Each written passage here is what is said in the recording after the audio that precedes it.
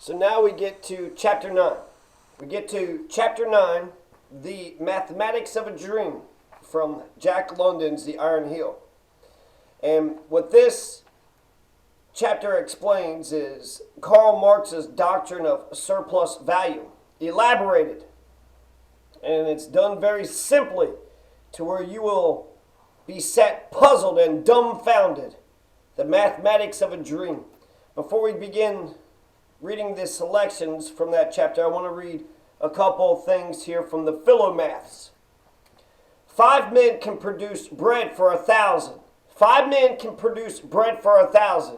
Why would anybody starve on our industrialized streets? 1 man can produce cotton cloth for 250 people, woolens for 300, and boots and shoes for 1,000. 1 man can produce cotton cloth for 250 people, woolens for 300, and boots and shoes for 1,000. If 1 man can produce so much cloth, so much wool, so much boots and shoes for 1,000 people, why would anybody go without boots and shoes? So how come there's poverty? How come there's people that starve? How come there are homeless people? How come there are poor people? How come there are people in this country that are without? If modern man's producing power is 1,000 times greater than that of the caveman, why in the U.S. today are there 15 million people who are not properly sheltered and properly fed? Why are there 3 million child laborers?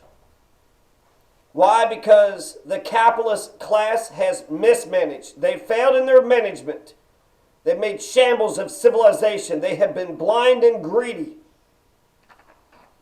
So that was just some math from an earlier chapter. The Mathematics of a Dream. Are you ready? Kitchy?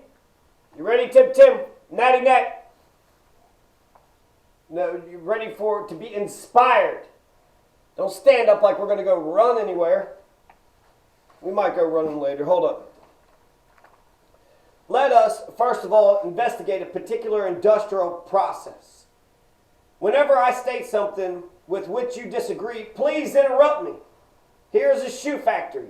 This factory takes leather and makes it into shoes. Here is $100 worth of leather. It goes through the factory and comes out in the form of shoes worth, let's say, $200. Well, what's happened? Don Carlos, what's happened? Curl Tail?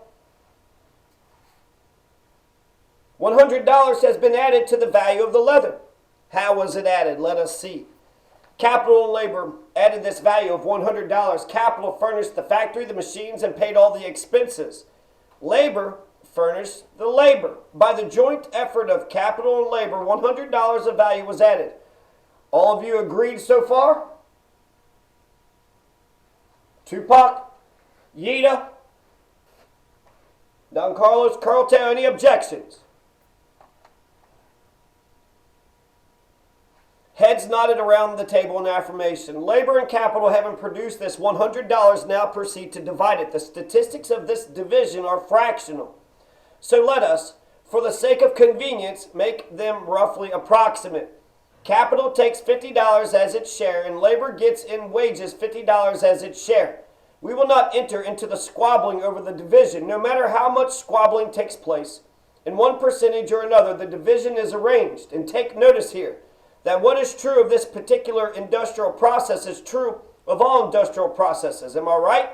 Again, the whole table agreed with Ernest Everhard. Now, suppose labor, having received its $50, wanted to buy back shoes. It could only buy back $50 worth. That's clear, right? Now we shift from this particular process to the sum total of all the industrial processes in the U.S., which includes the leather itself, raw material, transportation, selling, everything. We will say, for the sake of round figures, that the total production of wealth in the United States in 1 year is $4 billion.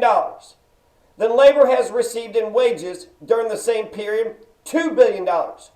So $4 billion has been produced. How much of this can labor buy back? $2 billion.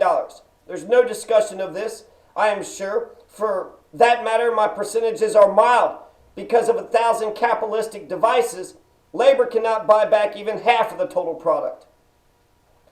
But to return, we will say labor buys back 2 billions. Then it stands to reason that labor can consume only 2 billions. There are still 2 billions of surplus to be accounted for, which labor cannot buy back and consume. Labor does not consume its 2 billions even, Mr. Kowalt spoke up. If it did, it would not have any deposits in the savings bank. Labor's deposits in the savings bank are only a sort of reserve fund that is consumed as fast as it accumulates. These deposits are safe for old age, for sickness, accident, for funeral expenses. The savings bank deposit is simply a piece of the loaf put back on the shelf to be eaten the next day. No, labor consumes all of the total product that its wages will buy back. 2 billions are left to capital. After it has paid its expenses, does it consume the remainder? Does capital consume all of its 2 billions? Ernest stopped, put the question point blank to a number of men. They shook their heads. I don't know. Of course you do. Stop and think a moment. If capital consumed its share, the sum total of capital could not increase. It would remain constant. If you will look at the economic history of the United States, you will see that the sum total of capital has continually increased. Therefore, capital does not consume its share. Do you remember when England owned so much of our railroad bonds? As the years went by, we bought back those bonds. What does that mean? That part of the capital's unconsumed share bought back the bonds. What is the meaning of the fact that today the capitalists of the U.S. own hundreds and hundreds of millions of dollars of Mexican bonds, Russian bonds, Italian bonds, Grecian bonds? The meaning is that those hundreds and hundreds of millions were part of capital's share, which capital did not consume. Furthermore, from the very beginning of the capitalist system, capital has never consumed all of its share. And now we come to the point. $4 billion of wealth is produced in 1 year in the United States. Labor buys back and consumes 2 billions.